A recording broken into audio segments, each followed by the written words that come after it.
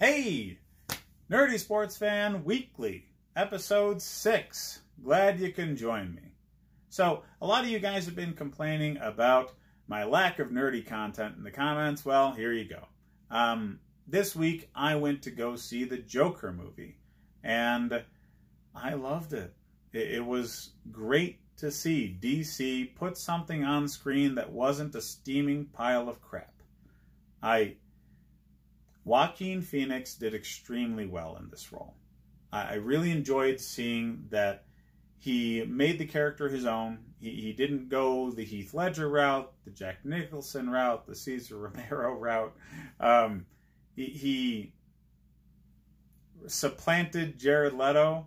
You know, an actual actor who does well with things playing the character. Great to see. If you were looking for Joker just being crazy and running all sorts of crime all over the city and terrorizing Gotham in, the absence of Batman, that's not the movie here, okay? They're actually doing things right with this film. What Marvel did a few years ago, character-driven film. Focus in on what makes this character tick, why they are the way they are, and why they will eventually develop into something that matters more. And they didn't overload the film. They allowed Joaquin to dominate the screen. And everybody else, they play into what he's doing, but there's really no focus whatsoever on anybody but Joaquin's character, and that's what it needs, okay? It needed to be character-driven, and you needed to be able to buy into why the Joker has turned into what he becomes by the end of the film. And it needs to be realistic. It needs to be something everybody can get, instead of what the comics always end up kind of putting out there. He fell into a vat of chemicals, and the cartoons and comics have over the years made him out to be some sort of genius who he knows all sorts of chemical engineering and things of that nature. That's not believable. You want the audience to be able to suspend disbelief a bit. And this isn't an alien, this is a dude. So it has to be something viable, something believable that any man can really buy into and go along with. And the way that they craft his descent into the level of madness that you need to become somebody like the Joker works very, very well. It's slow in its development, but there's always something in the movie making you think, and I appreciate that. It hits you with a few things down the road to really rack your brain. And the Joker really is the hero of this story. He's a villain by societal standards. It's one of those things where they have to show you him doing extra crazy things now and again in order for you to remember that he's the bad guy. It's very much a place in society in the right time kind of film. It's very appropriate for the mood that's in the street today, where people are really talking about essentially class warfare. You have the Wall Street investor types really taking advantage of Joe Everyman, who's just trying to make sure he's got health care. And yeah, I think if Bernie Sanders would have a running mate, it'd be the Joker, because that's really all this guy is dealing with in this film.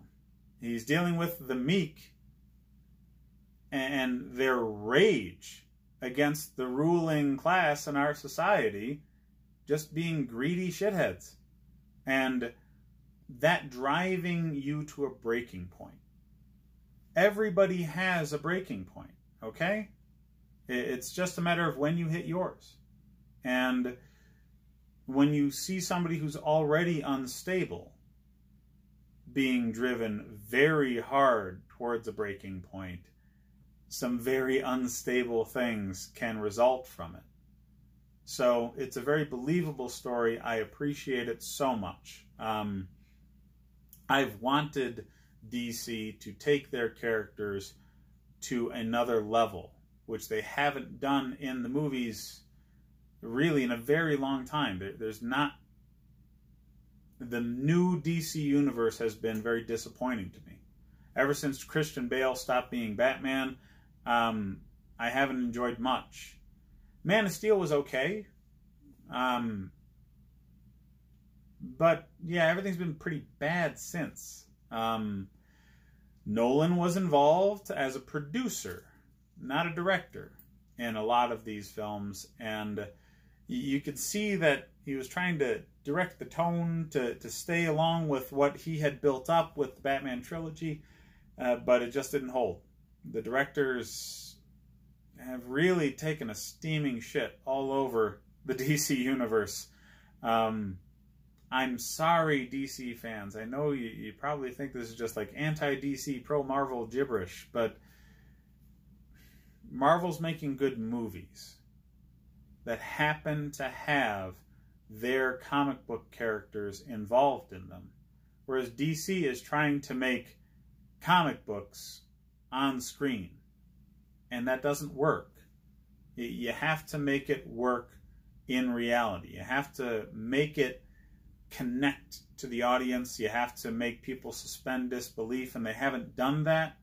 And I'm glad to say that the Joker bucked that trend. I believe the hype. Joaquin Phoenix deserves Oscar nominations for this role. He did extremely well in showing a slow descent to madness for somebody who is already mentally damaged. He's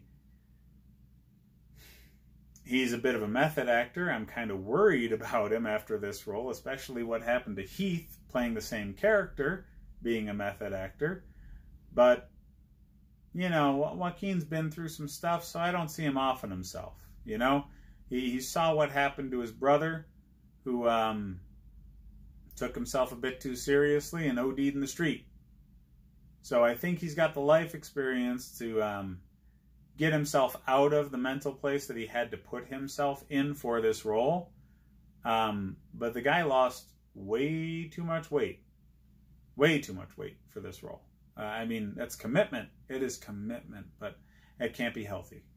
I mean, yeah, you'll see if you haven't already. This guy is skin and bones. The one thing that, like, this movie made me want to smoke again. I've been quit for 10 years, and he smokes so freaking much in this movie. I'm convinced there's a Philip Morris executive that paid these people a lot of money to have that going on, because I definitely wanted to light one up halfway through this movie. But yeah, it was very good. I loved Joaquin Phoenix's portrayal. I loved the direction the director took it in. I love that they didn't try to do too much. I love that they left it kind of open for interpretation at the end. And they tied in, you know, some little details to tie it into possibly a bigger universe later. They've spoken about this being really a one-off, but I don't buy it. I think they're going to make too much money off of this movie and then go right back to the stupid DC ways of trying to capitalize on it financially without having a plan. And they're going to make a string of bad movies after this, trying to play off of it. But this one at least was very, very good. Very good. And it might be annoying this Halloween season with how many people start dressing like another version of the Joker like we were getting like 10 years ago. But yeah, it's worth it.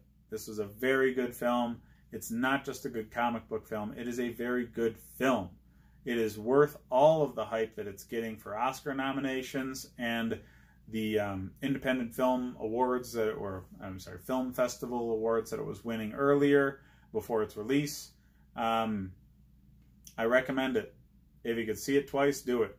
It's a very good film. That's it for the Nerdy Sports Fan Weekly. I'm going to try and pepper in some of this more nerdy content here and there as I get to do things outside of watch football during the season. But hit me up next week. Hit like and subscribe if you enjoy the content, and I'll see you guys around.